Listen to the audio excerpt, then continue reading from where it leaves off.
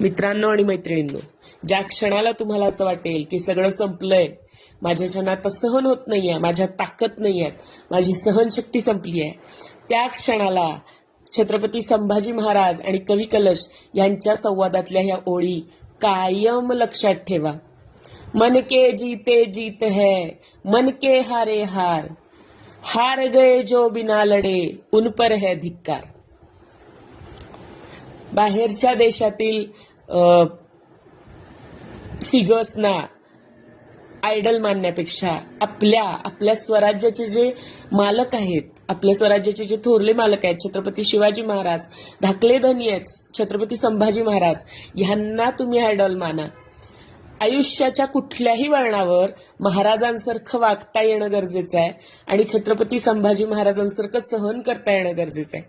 ज्या क्षणाला तुम्ही आमच्या या दैवतांना आयडल मानाल, आपल्या या दैवतांना आयडल मानाल, त्या क्षणाला ते तुम्हाला काही ना काहीतरी शिकवतील. छत्रपती शिवाजी महाराज तुम्हाला साहस शिकवतील, तुम्हाला संयमाने कसं वागायचं हे शिकवतील. छत्रपती संभाजी महाराज तुम्हाला सहनशक्ती शिकवतील, आपल्या तत्वांवर ठाम कसं राहायचं हे शिकवतील. आई वडिलांच्या विचारांवर चालणं म्हणजे काय हे छत्रपती संभाजी महाराजांकडून शिका.